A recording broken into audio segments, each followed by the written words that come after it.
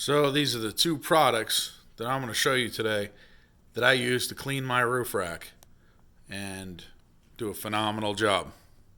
Stay tuned. What recently occurred is I know that I got a buff up in here, and you can see it's pretty faded out, and I want to make it nice and shiny like this, nice and smoothie area that's nice and shiny well. So I figured I'm going to have to go up to the edge, and, detail guys will tell you, oh, just put a piece of tape. But the thing is I don't have any 3-inch pads. I only have 5-inch pads. So I'm going to run right up over the edge and not have to worry about it and get a nice clean line up here and get a nice good detail and break this paint pretty good, get it nice and corrected. And at the same time, I removed the roof racks with, I don't know, a T25, T15, pick a T number of the Torx.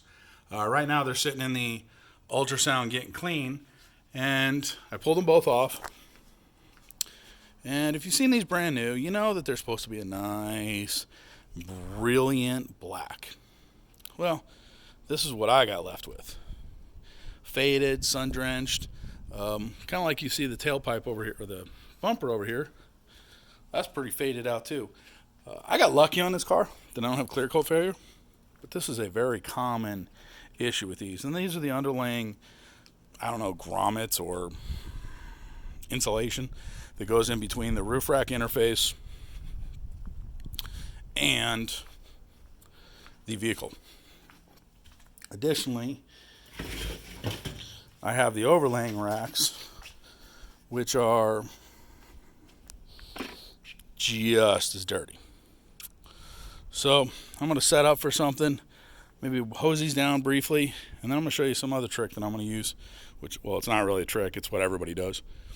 A brush drill attachment with some purple power, get this thing cleaned up really, really good, and then I'm going to use some SEM Trim Black paint and make these things look brand new. Hang on, see you in a bit.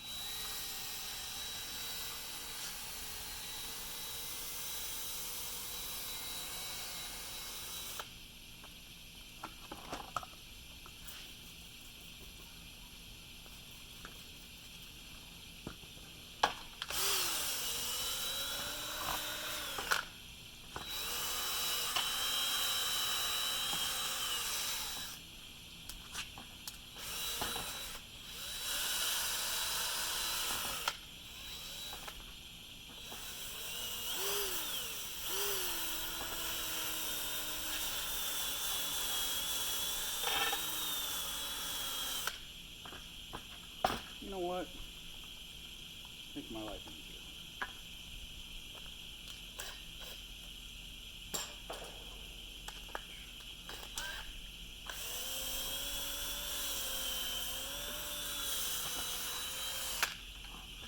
Stop fighting with the rail.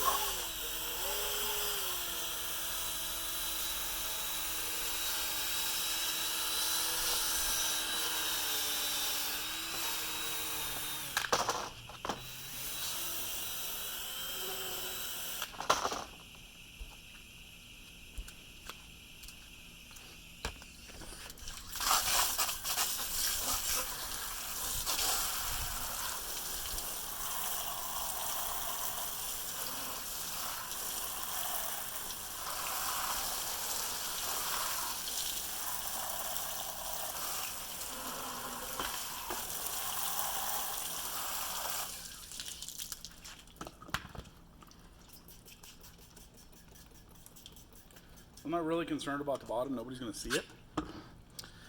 And I just want to get it clean enough. We'll wipe it down with some brake clean. Maybe a paint prep. Just enough to get some paint on it and make it look pretty. That's all I'm trying to do.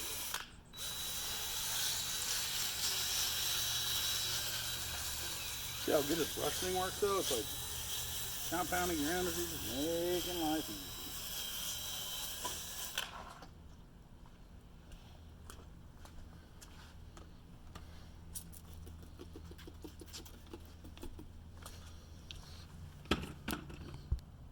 So this is kind of a follow-up to the cleaning of the roof rack.